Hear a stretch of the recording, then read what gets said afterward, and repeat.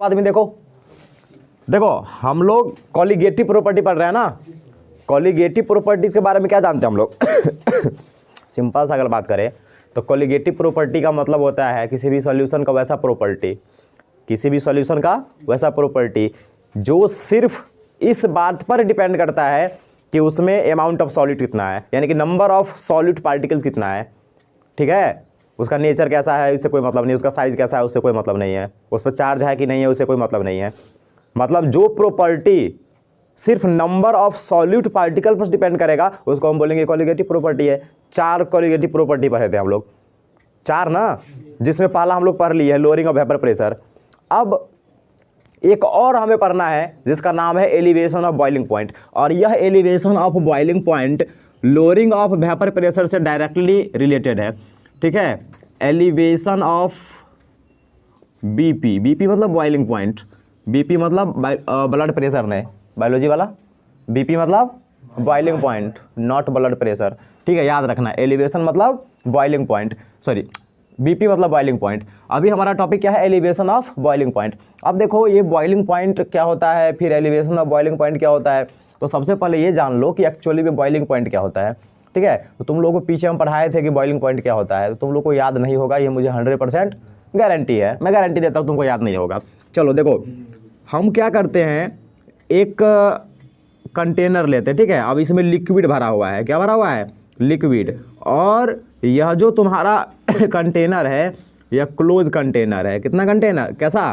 Close container है। अब तुमको ऐसा तो पता चल रहा होगा कि ऊपर से एटमॉस्फेरिक प्रेशर लग रहा होगा जिसको हम एक्सटर्नल प्रेशर बोल रहे हैं। ठीक है, अब मान लो कि यह 1 atm का प्रेशर है। कितना प्रेशर?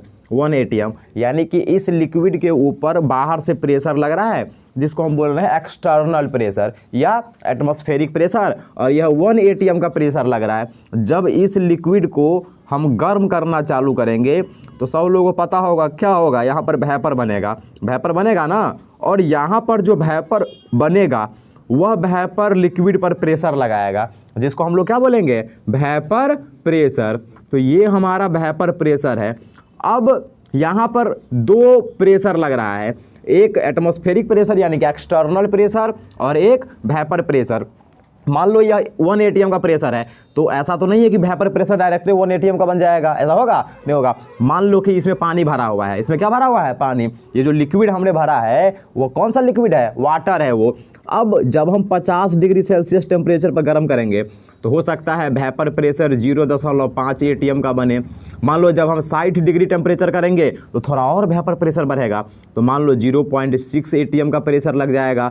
मान लो हम 70 डिग्री सेल्सियस टेम्परेचर देंगे तो हो सकता है कि 0.8 atm प्रेशर लग जाए, वेपर प्रेशर। ठीक है, मतलब अलग अलग टेम्परेचर पर वेपर प्रेशर का मान अलग अलग है, अलग अलग टेम्परेचर पर वेपर प्रेशर का वैल्यू अलग अलग है। लेकिन देखो बाहर से प्रेशर 1 atm लग रहा है लेकिन वेपर प्रेशर अभी भी 1 atm नहीं है। तो इसी प्रकार टेम्परेचर बढ़ाते जाओ, टेम्परेचर बढ़ाते जाओ, टेम्परेचर बढ़ाते जाओ, एक ऐसा टेम्परेचर आएगा जिस पर वेपर प्रेशर भी 1 atm हो जाएगा। होगा ना? देखो ना, जैसे जैसे हम टेम्परेचर बढ़ा रहे हैं इसका जो वेपर प्रेशर है वो भी बढ़ रहा है, तो टेम्परेचर बढ़ाते जाओ, बढ़ाते जाओ, बढ़ाते जाओ, बढ़ाते जाओ। एक टाइम ऐसा आएगा कि उस टेम्परेचर पर वेपर प्रेशर बाहर के प्रेशर के बराबर हो जाएगा, यानी कि एक ऐसा टेम्परेचर आएगा जिस टेम्परेचर पर वेपर प्रेशर बराबर एक्सटर्नल प्रेशर। याद रखना, एक ऐसा टेम्परेचर जरूर आएगा जिस टेम्परेचर पर वेपर प्रेशर किसके बराबर हो जाएगा? एक्सटर्नल प्रेशर के। और जिस टेम्परेचर पर ऐसा काम होगा उसी टेम्परेचर को हम बॉइलिंग पॉइंट बोलेंगे। कौन सा पॉइंट बोलेंगे? Boiling point. यानी कि जिस टेम्परेचर पर वेपर प्रेशर एटमॉस्फेरिक प्रेशर या एक्सटर्नल प्रेशर के बराबर हो जाएगा हम कहेंगे वह टेम्परेचर उस लिक्विड का बॉइलिंग पॉइंट है। मतलब मान लो कि ये वाटर है और इसमें जब हम 100 डिग्री सेल्सियस टेम्परेचर करते हैं तो यहाँ पर वेपर प्रेशर 1 atm हो जाता है। मतलब कि 100 डिग्री सेल्सियस टेम्परेचर पर वेपर प्रेशर और देख बाहर से जो प्रेशर लग रहा है सो दोनों सेम हो गया ना, तो हम कहेंगे कि वाटर का बॉइलिंग पॉइंट 100 डिग्री सेल्सियस है। तो तुम लोगों ने पढ़ा होगा निचले क्लास में 9th में जिस टेम्परेचर पर कोई लिक्विड गैस बनता है कोई लिक्विड जिस टेम्परेचर पर गैस बनेगा उसको हम बोलेंगे बॉइलिंग पॉइंट।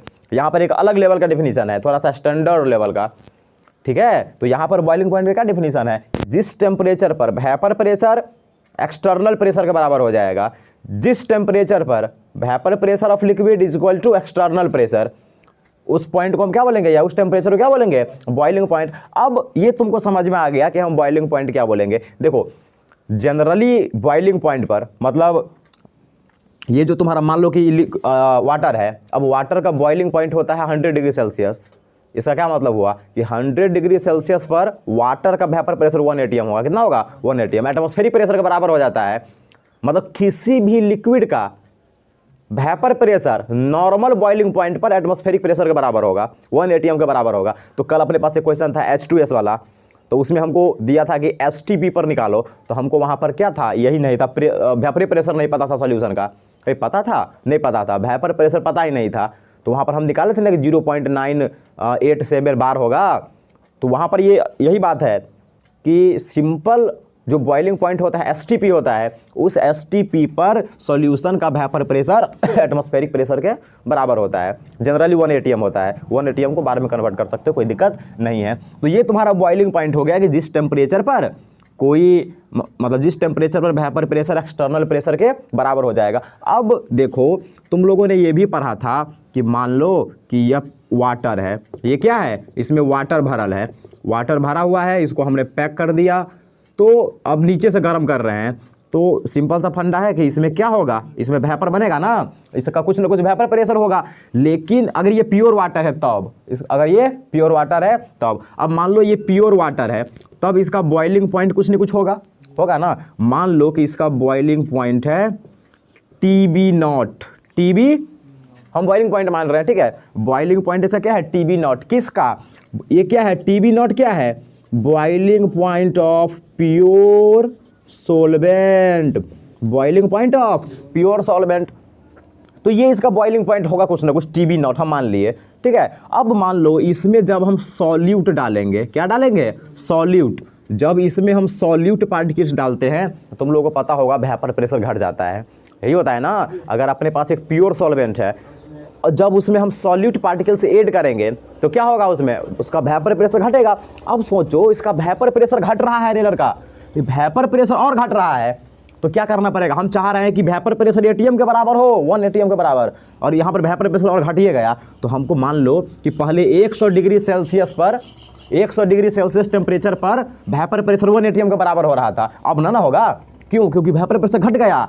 अब हो सकता है कि 100 डिग्री सेल्सियस पर 0.8 atm प्रेशर बनेगा, वेपर प्रेशर बनेगा। मतलब जब किसी भी प्योर सॉल्वेंट में सॉल्यूट बाहर से ऐड करते हैं तो वेपर प्रेशर घटता है, और वेपर प्रेशर घटेगा तो बॉइलिंग पॉइंट बढ़ जाएगा, बॉइलिंग पॉइंट बढ़ जाएगा। देखो ना, पहले 2100 डिग्री सेल्सियस पर वेपर प्रेशर बराबर हो जाता था एटमॉस्फेरिक के, लेकिन अब वेपर प्रेशर घट रहा है तो हमको और ज़्यादा गर्म करना पड़ेगा, और ज़्यादा गर्म करना पड़ेगा। यानी कि जब हम किसी भी प्योर सॉल्वेंट में बाहर से सॉल्यूट ऐड करेंगे तो वेपर प्रेशर तो घटेगा लेकिन बॉइलिंग पॉइंट बढ़ेगा। मतलब वेपर प्रेशर और बॉइलिंग पॉइंट एक दूसरे का इनवर्सली प्रोपोर्शनल है, बताए थे वेपर प्रेशर के दिन। कुकर में इसलिए ना खाना बन जाता है जल्दी, कुकर में वेपर प्रेशर बहुत ज़्यादा होता है, तो वेपर प्रेशर ज़्यादा तो बॉइलिंग पॉइंट कम, जिसके कारण कम में टेम्परेचर पर वो उबलना चालू हो जाएगा, बनना खाना बन जाएगा कम में टेम्परेचर पर, समझा। तो ये बात है। तो यहाँ पर देखो जब हम बाहर से सॉल्यूट ऐड करते हैं तो बॉइलिंग पॉइंट क्या हो जाता है, बढ़ता है। इसी प्रक्रिया को बोलते हैं elevation of boiling point. Elevation का मतलब होता है बढ़ना, एलिवेशन मतलब बढ़ना, बॉइलिंग पॉइंट यानी बॉइलिंग पॉइंट का बढ़ना एलिवेशन ऑफ बॉइलिंग पॉइंट कहलाता है। ऐसे इसका अच्छा सा हम डिफिनेशन ऐसे लिखेंगे कि जब हम प्योर सॉल्वेंट में सॉल्यूट डालते हैं तो उस सॉल्वेंट का वेपर प्रेशर बढ़ जाता है। इस फेनोमेनन को क्या बोलते हैं, एलिवेशन ऑफ बॉइलिंग पॉइंट। उस क्लास में जाके बैठो, थोड़ा वो गेट खोल दो तो एक आदमी, चाबी दे दो ना, इसको खोल लेगा, खोल लेगी है। तो इतना बात बॉइल ये समझ में आया, एलिवेशन ऑफ बॉइलिंग पॉइंट समझ में आया। अब देखो मान लो कि जब हम सॉल्यूट डालेंगे तो इसका वेपर प्रेशर कुछ ना कुछ होगा, मतलब बॉइलिंग पॉइंट बढ़ेगा ना। तो मान लो कि इसका जो बॉइलिंग पॉइंट है ये कितना हो गया, इसका बॉइलिंग पॉइंट हो गया TB, क्या हो गया TB। मतलब टीबी क्या हो गया तुम्हारा, boiling point of solution, boiling point of solution, और ये था boiling point of pure solvent. अगर हम चाह रहे हैं कि एलिवेशन ऑफ बॉइलिंग पॉइंट निकाले, यानी कि बॉइलिंग पॉइंट कितना बढ़ा, एलिवेशन ऑफ बॉइलिंग पॉइंट, तो कैसे निकालेंगे? देखो मान लो कि पहले तुम्हारा वाटर था, ठीक है, तो वाटर का बीपी था 100 डिग्री सेल्सियस, मतलब टीबी नॉट था तुम्हारा 100 डिग्री सेल्सियस। पहले वाटर इतना टेम्परेचर पर बॉयल हो रहा था, लेकिन जब इसमें मान लो हम सॉल्यूट डाल दिए, मान लो चीनी डाल दिए, तो इसका बढ़ जाएगा ना वेपर, वो बॉइलिंग पॉइंट। तो मान लो अब इसका बॉइलिंग पॉइंट हो गया 120 डिग्री सेल्सियस, तो कितना टेम्परेचर बढ़ा, एलिवेशन ऑफ बॉइलिंग पॉइंट कितना हुआ, कैसे निकाल दिए, टीबी में से टीबी नॉट घटा दिए, टीबी माइनस टीबी नॉट, यानी कि सॉल्यूशन का boiling point minus pure solvent का बॉइलिंग पॉइंट। मतलब एलिवेशन ऑफ बॉइलिंग पॉइंट को हम ऐसे लिखते हैं डेल्टा टीबी। तो डेल्टा टीबी बराबर क्या होगा, TB minus TB naught, TB minus TB naught, ये हुआ elevation of boiling point, elevation of boiling point. तो ये एलिवेशन ऑफ बॉइलिंग पॉइंट है। तो सिंपल सा मतलब एलिवेशन ऑफ बॉइलिंग पॉइंट का क्या मतलब हुआ, जब हम किसी भी प्योर सॉल्वेंट में बाहर से सॉल्यूट डालते हैं तो उस सॉल्वेंट का वेपर बॉइलिंग पॉइंट बढ़ जाता है। इस फेनोमेनन को क्या बोलेंगे, एलिवेशन ऑफ बॉइलिंग पॉइंट या एलिवेशन इन बॉइलिंग पॉइंट। ये फॉर्मूला समझ में आ गया कैसे हम निकाल दिए। अब देखो ग्राफ बनाएंगे, रिकॉर्ड हो रहा है, एक दो दिखा रहा है ना नीचा में, कन्फ्यूज हो रहा है लड़का, लिखा रहा है, ठीक है। चलो अब देखो इसका ग्राफ इंपॉर्टेंट है हमारे लिए। देखो ग्राफ कैसे बनाएंगे, देखो ये एक्स एक्सिस है और ये वाई एक्सिस है। हम एक्स एक्सिस पर टेम्परेचर को लिख रहे हैं, किसको लिख रहे हैं, टेम्परेचर को, और इस पर लिख रहे हैं वेपर प्रेशर को। क्या लिख रहा है, वेपर प्रेशर को, वाई पर वेपर प्रेशर को। अब देखो मान लो जब टेम्परेचर कुछ रहेगा तो वेपर प्रेशर भी कुछ ना कुछ रहेगा। मान लो यहाँ टेम्परेचर कुछ भी है, तो देखो जैसे जैसे टेम्परेचर बढ़ेगा वेपर प्रेशर बढ़ेगा, वेपर प्रेशर बढ़ेगा, वेपर प्रेशर बढ़ेगा, वेपर प्रेशर बढ़ेगा। जैसे जैसे टेम्परेचर बढ़ेगा वेपर प्रेशर बढ़ेगा ना, कि नहीं बढ़ेगा।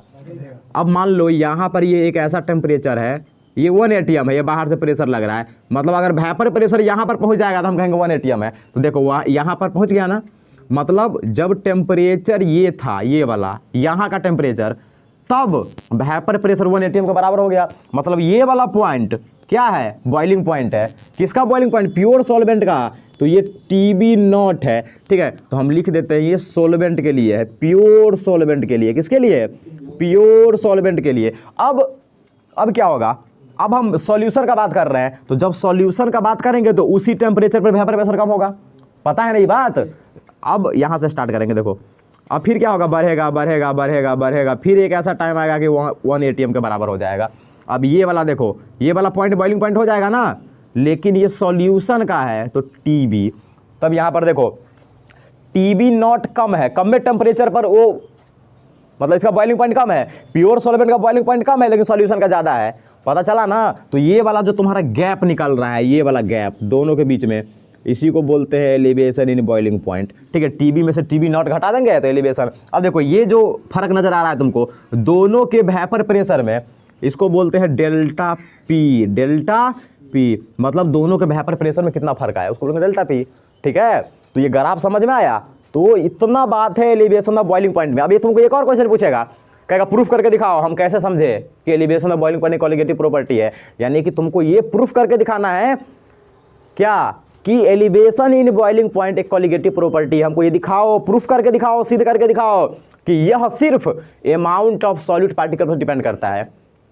समझ में आया। तो ऐसा एक्सपेरिमेंट में पाया गया, देखो हम प्रूफ करते हैं, ठीक है। ऐसा एक्सपेरिमेंट में पाया गया कि तुम्हारा ये जो बॉइलिंग पॉइंट है ना, ये बॉइलिंग पॉइंट मोलरिटी के डायरेक्टली प्रोपोर्शनल होता है। किसके डायरेक्टली प्रोपोर्शनल, मोलरिटी के डायरेक्टली प्रोपोर्शनल। एक आदमी आओ इसको साफ करो तो, आओ एक आदमी, ये ग्राफ मत मिटाना और